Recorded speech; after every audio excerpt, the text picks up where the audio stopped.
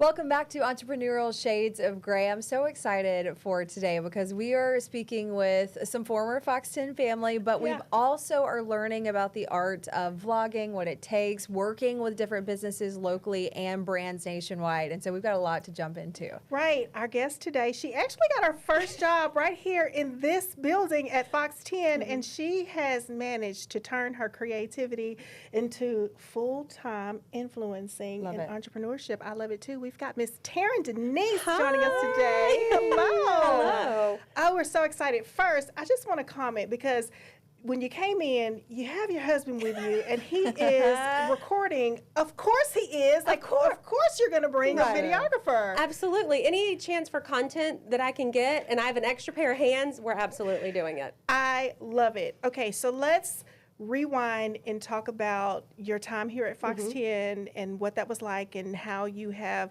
grown from that into full-time influencing now. Right. So I went to the University of South Alabama, and there was a paid internship program, and Fox 10 News was part of that program. And I had always wanted to do something in news, whether it was editing videos, let me run the teleprompter, like get in the door and I will do whatever it is that you need me to do.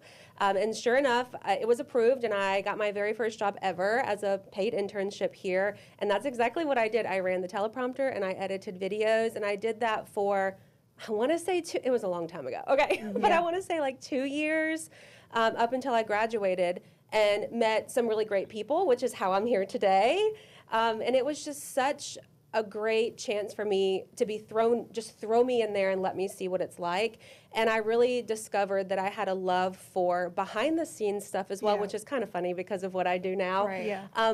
But behind the scenes, I think, is where I really enjoyed it the most. And the editing videos, and I don't know, it just sort of became a passion from Fox 10 News and led me throughout my career to several TV stations and being on air, and now here we are. It's so funny because it sounds like everything you learned is so full circle, and you're using all of it today in what you're doing. Also, let me give a shout out to our editors, and because they are the heartbeat of what we do. If we did not have editors here at Fox 10 or any news station, it just would not be what it is today. So they are what we do. So thank you for what you did in your time here. But it's so cool. Tell me about what you've learned from on air, behind the scenes, off air, and how you're applying it to influencing. I think editing is the biggest, editing a full video is the biggest question I get. People always want to know, how did you do this? How can I do this? And editing is always kind of the hiccup that people have. I'm not really sure. How can I put clips together? And that's what I took away from it, was I realize now in my position that is the number one question that people have. And I was able to learn it so early on that it's really helped me to make the videos a little bit more fun, and which was kind of a work in progress, working in news. Short clips, sound bites. Your package is a minute 15. You might get a minute 20 if you're lucky. Yeah. What's the package? Let me see it first. So I, for a very long time, you condense everything. So I think the biggest learning battle that I had was letting it breathe. Like, people are here to watch me. I'm going to a water park. I do the most random stuff, y'all. But I'm going to a water park today, and part of me wants to the first part I'm laughing and screaming on a water slide. Let's cut that and then add in these next clips. And I have to remember that you just have to let it breathe. It's a little bit different than working in news. So I think that's maybe my biggest challenge. Also showing my personality a little bit, which is funny to say out loud because in news it's a little more serious, it's a little more strict. They don't really want to know about you, they want to know about the story. And so I think that's kind of been a struggle too, is letting people get to know me a little bit. Right. Yeah. Which is strange, but for sure. It's easy because I'm the one in theory filming, I'm editing, I can choose to share what I want to share, I can cut clips out that I said this in a way I didn't love, and I literally, every time I turn that camera on, y'all, I do a countdown. 3, 2, and then I'll start. And that's so news. Right? News 101. And, in public, and nowadays I'm not embarrassed anymore. You'll find me talking in every single store to myself. But I still give myself a countdown every single time I turn that camera on. And I think it's so funny. Yeah. Love it. Take me to the moment that you said, I am going to really go in and go after influencing. Did you post a video and it gave a lot of feedback and that inspired you? Or what was it like for you to make that decision? I think for me, being a plus size woman, there's not a lot of us in news. And so it got to a point where I was on air at a TV station and I was being suggested, hey, shop this brand for your TV outfits. Maybe try this brand. None of those brands carried my size. And I'm like, what am I supposed to do? So I turned to YouTube. I'm like, where are women that look like me, that are my age? Where are they shopping? And so I realized that there wasn't really a market at that time. I mean, it was 10 years ago at this point. There wasn't really a market for plus size influencing in the way that it is now. So I thought, well, if I can't find it, let me help people. You know, I'm finding professional clothes. You know, I at one point found a service that lets you rent like professional clothes, and that's what I would wear on air because I didn't have a lot of money. I was trying to look professional, and they came in my size, and they were nice quality pieces. So it started like that with me thinking, maybe I can help someone else, and maybe I can make a little bit of money from it. And it has turned into this like insane journey. It's so incredible. It's so fun. For folks who maybe haven't watched along or they're learning about you for the first time, let's talk about, I feel like for a lot of people in the influencing world, when you're the outside looking in and you're thinking like, I want to do this, half the people, they think it's for the money, and then half the people think like, this is so fun, I want to do So it sounds like you found your passion first, and then all the followers, all the rest of that were just benefits too. Exactly. I worked full-time on air, and then I also, what I consider full-time on social media, I would post 3 videos every single week, no matter what. So I essentially worked 2 full-time jobs for years until it eventually got to a point where I made more money doing influencing, so I was able to take on that role. But what I tell people is if you want to do it, just do it. There will always be someone that doesn't like you. And that's, I think, what people fear the most is negative comments and people kind of not being on board with what they're doing. But that's in every aspect of life. You know, these people are seeing what you choose to share, and you can't help people's opinions. Someone's opinion of you is their business. I always say it has nothing to do with me. But that's a few of the big things that I get are, how can I start? My suggestion is just do it. And that's what I did. And here I am. I've been doing this full time 6 years. So cool.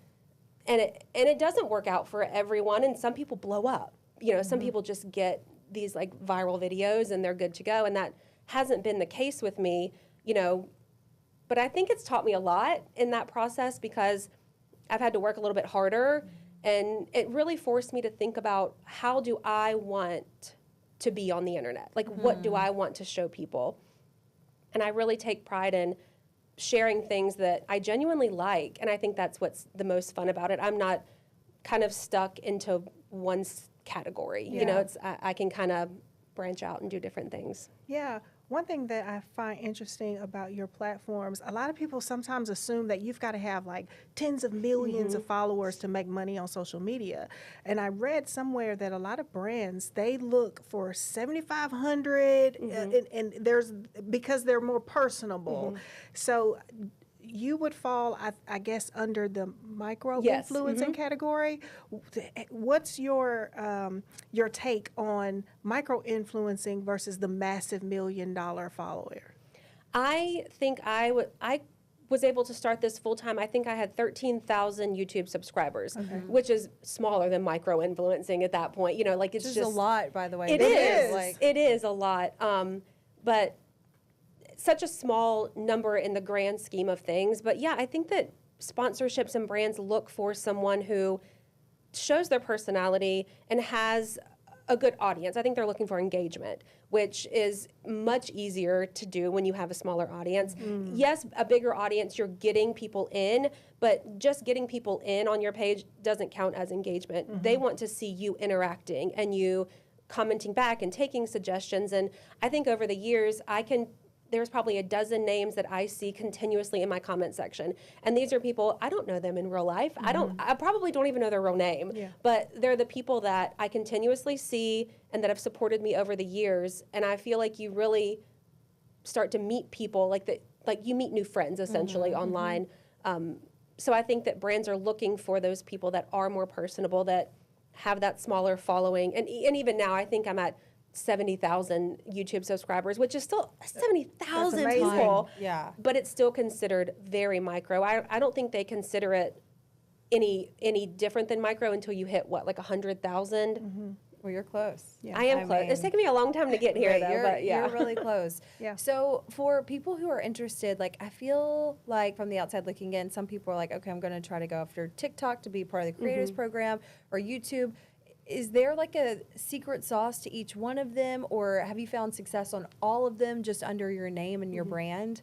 I find the best word of advice is to treat each platform as it's different. And funny enough, that's something I learned working in news, that if you're posting the same thing on every platform, why would someone follow you everywhere? So I treat TikTok, Instagram, and YouTube as 3 completely separate platforms. So I'll share different content. I feel like obviously YouTube is long form content. So the longer videos, I kind of let my stories breathe a little bit, talk a little bit more. TikTok is like fast. They want to hear your story. They're hitting 2 times speed. So it's like very quick. And on Instagram, a lot of times I'll let like music overlay different things. So you've got to treat them as different entities, because essentially you do want everyone to follow you in every separate place. So you've got to give them something different. Right. Are you mapping out your weeks or your days in terms of like time blocking? Because this is a real job for you. How do you schedule how you're putting your content together? I do schedule it, absolutely. I'm like a month out at this point, and I know exactly what I'm doing on February 25th. Like it goes that far out. A lot of times when I work with brands, it's a 2-week turnover. So say I work with Walmart a lot. So Walmart will reach out and say, we're looking for content on summer fashion to post March 1st through March 15th. But I know that on January 15th. So I know that time has been blocked out. And usually that 2-week turnover comes in when your items arrive. So they'll send you your items for the clothing video that you're doing. Your items arrive, and then you have 2 weeks to kind of do that turnover. So there's some leeway in there, like shipping. If your package doesn't arrive, something's out of stock. But yeah, I'm booked out essentially for a while. And then the videos that aren't sponsored, I still post 3 videos a week, no matter what. Even if one's a sponsored video, then they'll get 2 other videos that aren't. So I know for sure what's happening for a while.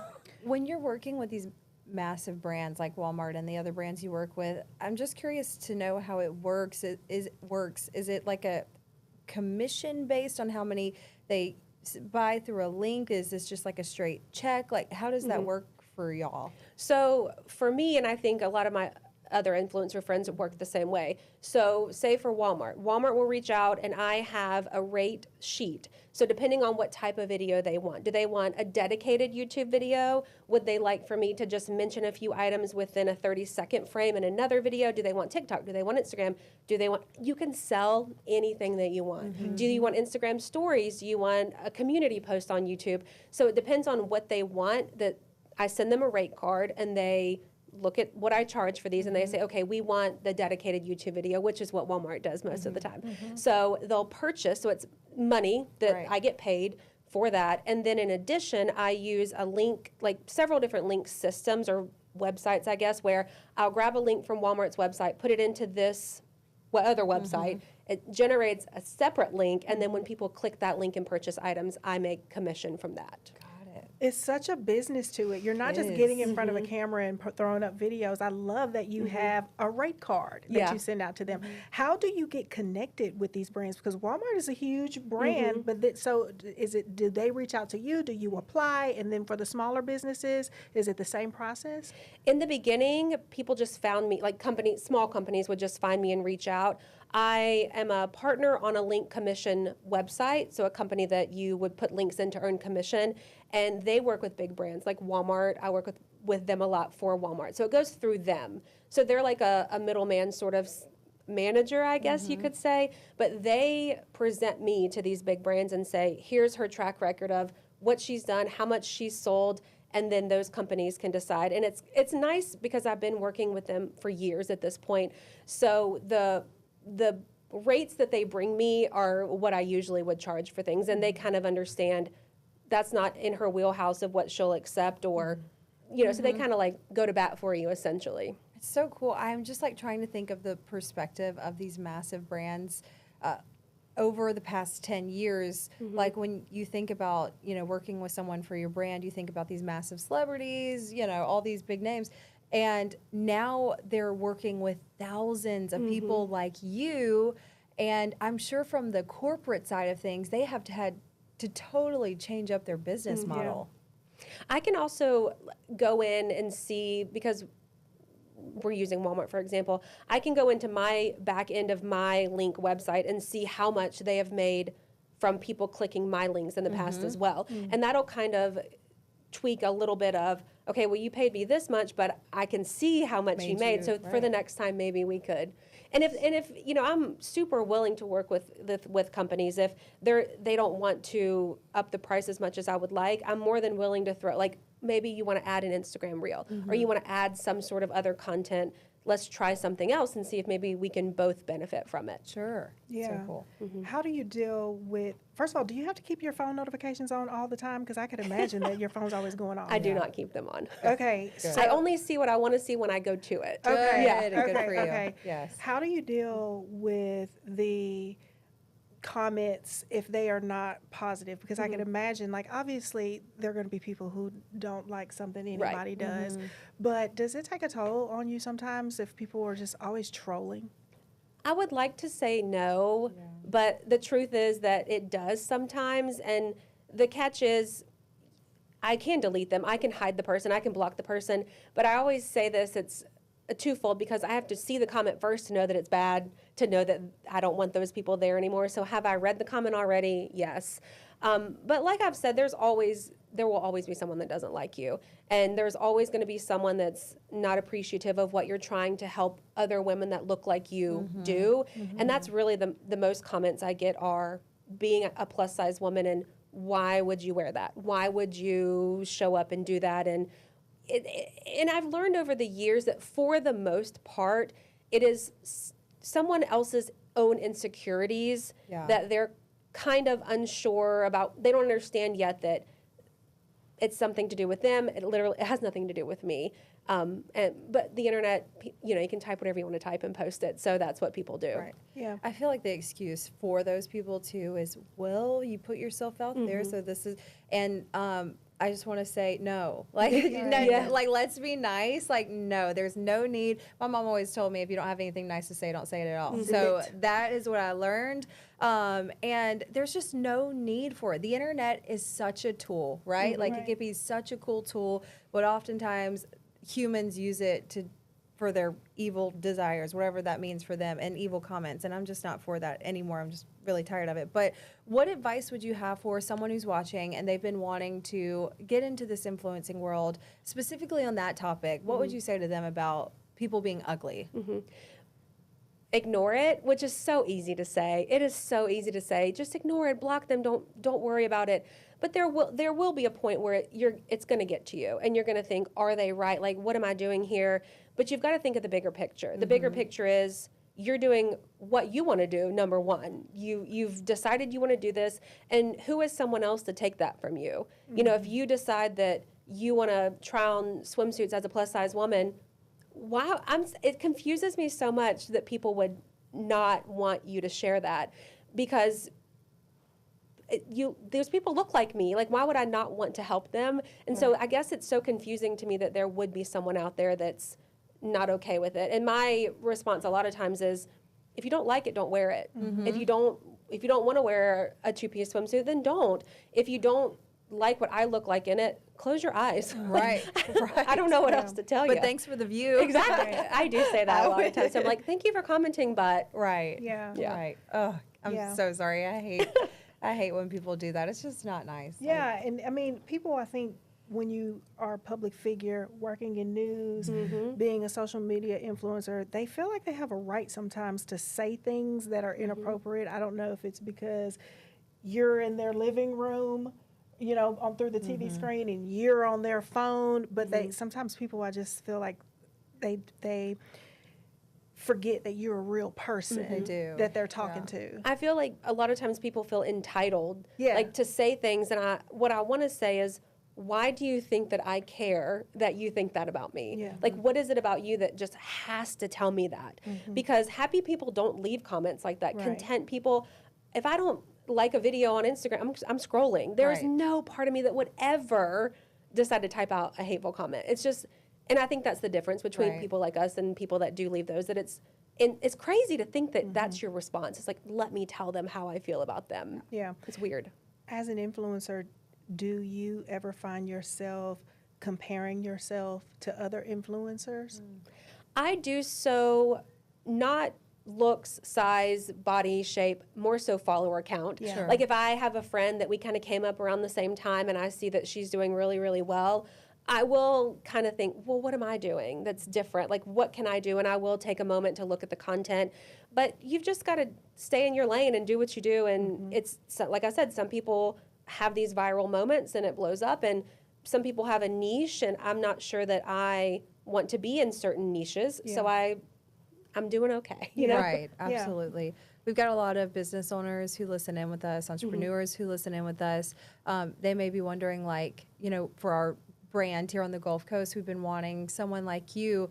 Do you work with local brands as well, or are you more so just have your couple that you work with and you stick with them? No, I work with a lot of local brands. It just depends. I'm more so in like the plus size clothing category. So it really just depends on what they're looking for. If you're watching this, I would love to branch out into like event type things. Like, I don't know, like let me come do social media at whatever event that you're doing. I would love to do more things. I'm trying to do more like travel content lately. So I do have several things planned. But the bread and butter is the like clothing type videos. Yeah. Where did you learn the business part of it? Do you go to conferences or like with the rate cards? Like where did you learn to implement the real business side? Trial and error, really. I would just ask for astronomical amounts of money from brands, and if they said, no, actually, we can do this instead, I would say, okay, perfect. Because no matter what, it was more than nothing. And so over time, I kind of just learned what people are willing to pay for things. And I have also learned that someone will always pay more. You've got to be willing to say no and walk away for the chance to potentially continue to make money and do this as a job. Because I know people watching my videos, it's fun and I do the fun things and they understand that it's my job, but like you said, it's a business. Like you wouldn't come to work for free. Right. And I think sometimes people expect influencers to do things for free, you know, like, but it's still a job. Right. That's a lot of time. They don't think about the editing side of things. Like the filming is fun, right? But especially if you're traveling too for content, like that's just a ton of time and money spent on all of that too. It is. Yeah. When you say you ask for an astronomical amount of money, was it hard? Because like in sales, sometimes I have to present things that I know that it is a pretty penny. And in the back of my mind, I'm like, I'm about to ask this person for a lot of money. So I have to learn how to like explain the value of the benefit to them and why it's worth the investment. Were you afraid in the beginning to ask for astronomical amounts of money, or were you just like, I'm asking you for, I'm not going to name it, but $50,000. I'm not saying that's what you asked for. I am not afraid at all. Yeah. The worst thing they can say is no. Yeah. And then if they never come back to me again, that's okay. But I've never had someone ghost me after that. They'll always come back with a much lower number. And then I know that there's some wiggle room in there. Like, okay, maybe they don't want to pay me this, but we can get to the middle at some point. Right. That's wild. It's funny because you have to learn to advocate for yourself. Yeah. Like sometimes you're like, is that crazy to ask for that amount of money? And then I think, you know, influencers with millions of followers charge hundreds of thousands of dollars for an Instagram post. I'm doing okay. Like, you can pay me my little bit of money. Right. You know? And then, like you said, you're looking at the backlinks and you're able to say, I see how much you made. Right. And so I do use that a lot. I'll create a little sheet of, I won't list the company, but I'll say, this video made this much money for this company. So I do try to go in and, you know, show people that there could be a bigger benefit. yeah. I'm in a little bit of sales here. I've got a couple of clients who I work with and I love and all the things. But from what you're talking about, like what you're doing is like our entire system. You're on air, you're doing the dang thing, and then also you're doing the back end stuff and saying, but wait, here's all the data that we receive from like sales too. It's so cool because like everything you're doing is an entire business in one person. I tell people I'm a one-woman show. You are. Like, I do it all. And my last TV job I worked in, I don't know what they call it these days, a one-man band, MMJ. Like, you know, so I would go out and do it by myself, and I learned a lot doing that. Filming-wise, editing, time management, so I just do it all myself. So cool. So cool. I've learned so much. I have learned so much too. Oh my gosh. How can people get in touch with you? My Instagram is at Taren_Denise. Actually, everything is Instagram, YouTube, TikTok is all at Taren_Denise. Well, girl, we are wishing you all the inspired. best. How Thank much you. more can you take on? I mean, know, you're right? doing it all. Listen, reach out. I'm here. I'm know. available. Yeah, right. I'm available. Right. Awesome. Well, thank Yeah. you so much. Thank you so much. Thank y'all. So cool.